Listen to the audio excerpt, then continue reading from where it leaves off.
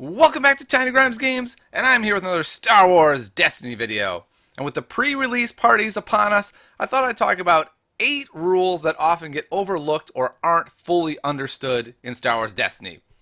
Rule number 1, and this is really simple, it's how the game begins. A lot of people are a bit unclear on this, and it's really critical figuring out exactly how the game starts. So what happens is you each roll your dice. You figure out whoever has the highest number showing gets to decide initiative. And this is incredibly important. So let's say you win this. This basically means you get the choice between either having your opponent's battlefield be the battlefield for the game, and they go first, and you get 2 shields to start the game, which is amazing, or choosing your own battlefield and giving your opponent 2 shields to start the game. While oftentimes in the starter deck, you just kind of blindly say, let's use your battlefield because you want the 2 shields, and neither battlefield is incredibly overwhelming or synergistic with these starter decks. You're going to find out as the game moves on, and you see more constructed decks, that some of these decks will be so reliant on their battlefield, it's ridiculous. So for example, if you see your opponent playing Poe, and they have the battlefield that says, claim, resolve a special on a die, even if it's not showing, this is something you don't want to give Poe. Poe's whole thing is resolving his special and doing crazy amounts of damage. So you want to make sure in that instance you're choosing your own battlefield. In other matchups, you may want your own battlefield because it synergizes with your own deck. But essentially, it's really important to understand how that initial roll for initiative works, what you're choosing, what your options are. All right, number 2. Don't forget your character abilities.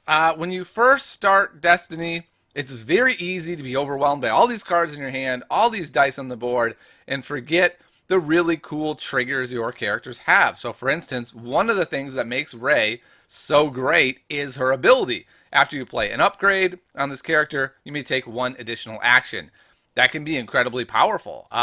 Being able to play an upgrade on her and then roll a character, play an upgrade, play another upgrade for free, and then roll.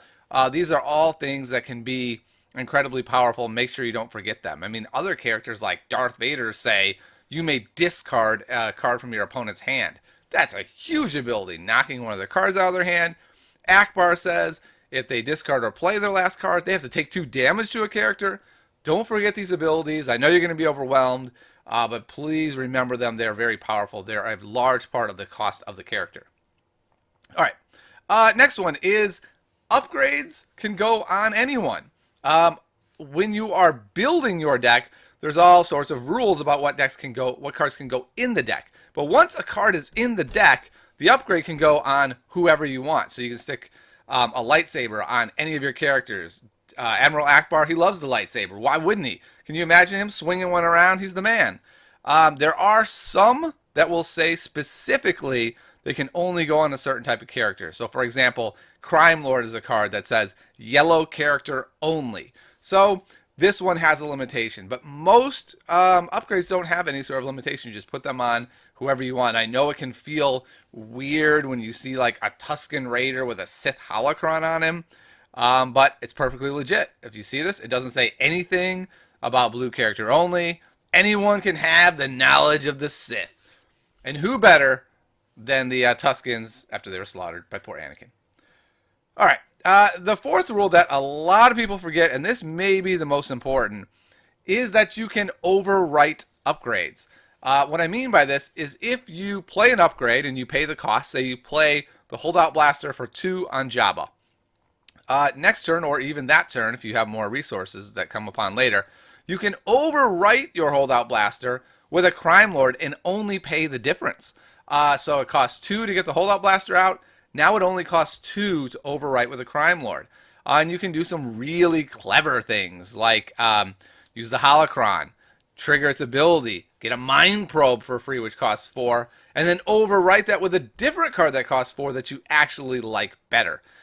So for instance, maybe you're going to want to do the one with the Force so that you can be able to Rey's about to die, and so you overwrite something like you played a 2-cost robes and you pay 2 more for one with the Force, so that when Rey dies, you get this card and this die back as a support. There's all kinds of clever things you can do. And it's really the most important rule that people forget. Because when a lot of new players look at something like Mind Probe in their starter deck, they go, 4? 4? How am I ever going to play this? Pitch, discard that, I don't need it, reroll with it. It's a super strong card in the starter deck. Don't be pitching your Mind Probe. Just overwrite another upgrade with it. It's well worth the cost. Okay, the next one is the importance of passing.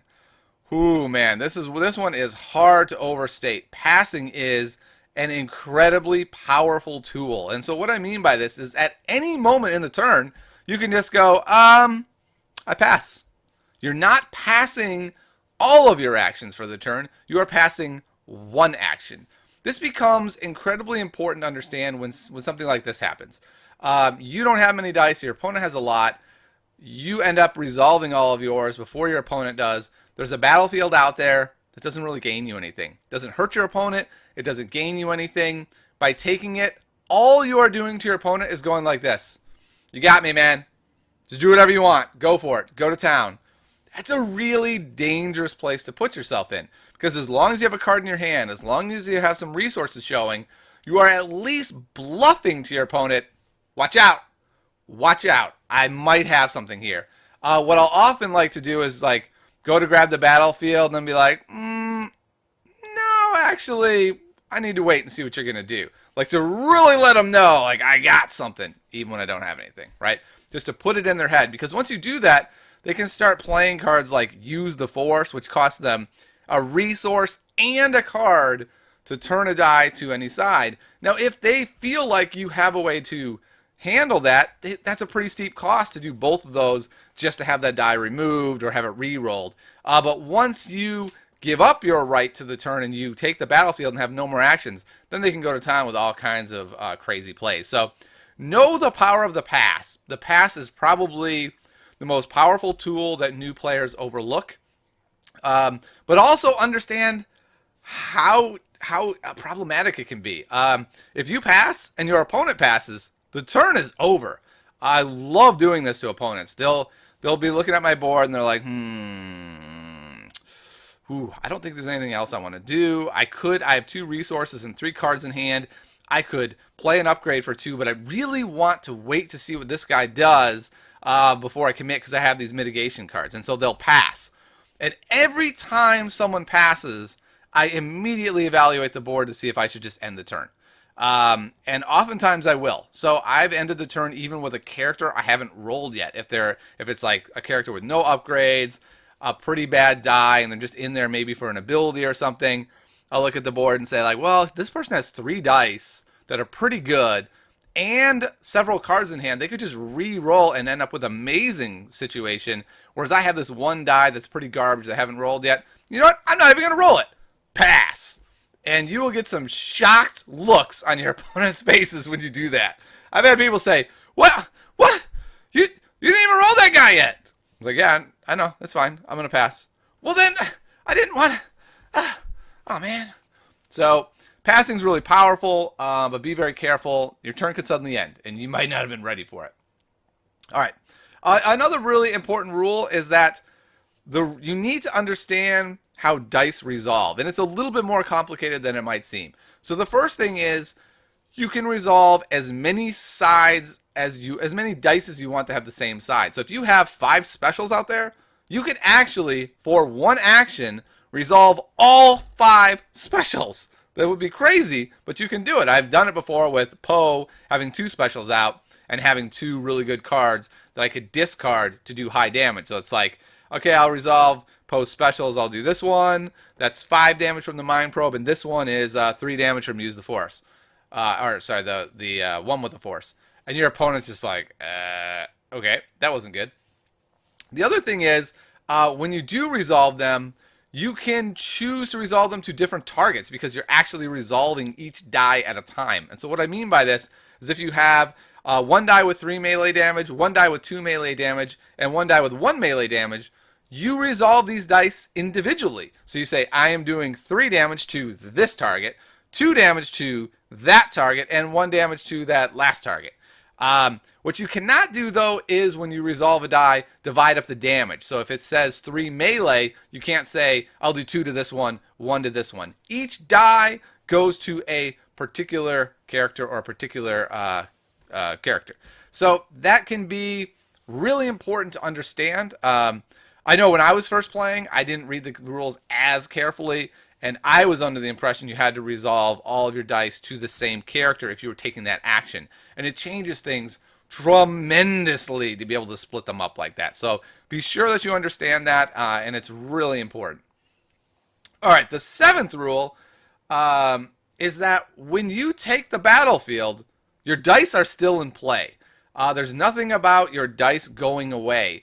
And while this normally matters not at all, there are a couple cards that can really burn you. So, say a deflection, right? If you have a +3 range on your jetpack, and that's all you have, so you can't resolve it because you must resolve pluses with regular dice, your opponent can still play a deflection and do 2 damage to you, which is pretty surprising. I know I've had people go, what are you talking about? I already took the battlefield. It's like, I know you did, but your dice are still there. Another example is with force throw. You can end up throwing their dice back at them.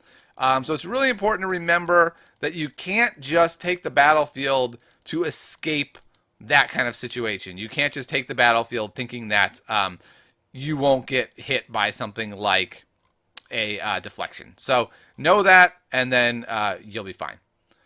All right, the last one is the milling rules. And what I mean by this is the running out of card rules. They're a little bit different than most games I've played, and it's very, very important to understand this distinction. So the first thing is you only run out of cards when your deck is out of cards and your hand is out of cards. Both must be out of cards. That's the first step. The second thing is you don't instantly lose when this happens. You don't lose until the start of the beginning of the next turn. This means you have several options. Let's say your opponent has gone ahead and milled you. They've taken all your cards away, but they only have one character left and it's half dead. If you're able to kill that character on this turn, you will win the game because you will have killed their character before the game checks to see if you have indeed run out of cards. Even though you know you have, the game does not know or doesn't check for it yet.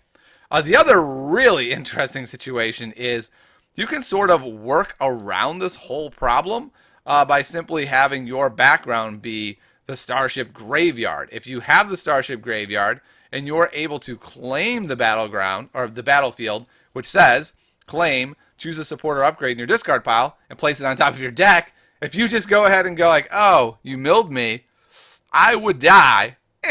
Next action, claim the battlefield, put a card on top of my deck. Guess what? When it goes back around, the next turn starts, it checks. Are you out of cards in your hand? Yes. Are you out of cards in your deck? No, you're not actually. You put one back on top. So if you're running the Starship Graveyard and you're able to claim it every single turn, you can never be milled out. So it's a really interesting mechanic. It affects mill decks a lot. If you see at the beginning of the game that your opponent has Starship Graveyard as the battlefield and you win the initiative roll, you better not let them have it. It's real hard to mill a person that can get a card every single turn and prevent them from being milled. So know that. Understanding the mill conditions are very important. I know a lot of people who think that as soon as you run out of cards in hand and deck, the game is over. But it is not. It's often pretty easy to kill the last mill character if they only have one left because they're usually a bit squishy. All right, well, that's 8 rules that hopefully now that you have a bit of a firmer understanding of, you can enjoy your pre-release parties even more. Knowing the rules is a large part towards really being able to have fun with this game. And I know I'm having a great time with it. I hope you have a great time at your pre-release party, and I'll see you next time on Tiny Grams Games.